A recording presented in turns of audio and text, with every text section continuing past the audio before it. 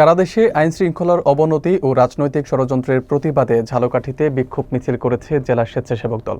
বিস্তারিত থাকছে শাওন মিয়াজের তথ্যচিত্রে। মঙ্গলবার বেলা 10টায় জেলা বিএনপির কার্যালয়ের সামনে থেকে বিক্ষোভ মিছিলটি বের হয়ে শহরে বিভিন্ন সড়ক প্রদক্ষিণ করে ঝালকাঠি জেলা প্রেস ক্লাবের সামনে এসে শেষ হয়।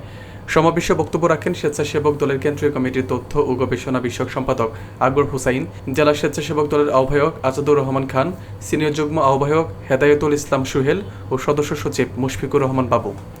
বক্তারা বলেন, আওয়ামী লীগ সরকারকে হঠাতে বিএনপির নেতাকর্মীরা বারবার রাজপথে দাঁড়িয়েছে, মামলা হামলা ও নিপীড়নের শিকার হয়েছে, অথচ আজ আবার নতুন ষড়যন্ত্র শুরু হয়েছে বিএনপির বিরুদ্ধে।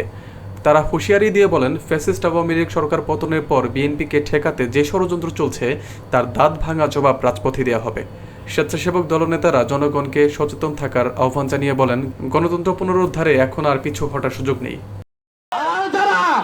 এই বাংলাদেশ নিয়ে ষড়যন্ত্র করছেন তাদেরকে বলতে চাই, বাংলাদেশ জাতীয়তাবাদী স্বেচ্ছাসেবক দল থাকতে এই বাংলাদেশে কোনো ছাত্রলীগী মহল কিছু করতে পারবেন না।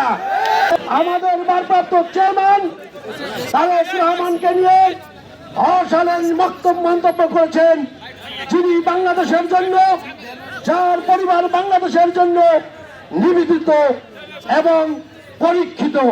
দীর্ঘ 17 বছর ফ্যাসিস্ট এবং স্বৈরশাসক বিরোধী এক রক্তক্ষয়ী সংগ্রামের মধ্য দিয়ে বিগত বছর রক্তস্নাত জুলাইয়ের শেষ পরিণতি আমরা লাভ করি ফ্যাসিস্ট হাসিনার পলায়ন।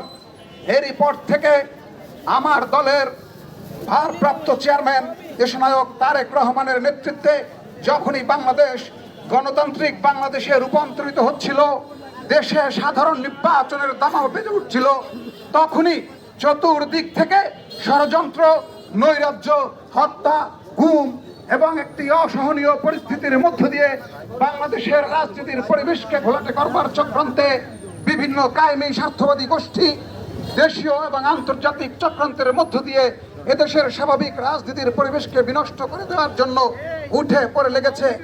তারই প্রতিবাদে আজকের এই সমাবেশ, আজকের এই বিক্ষোভ মিছিল।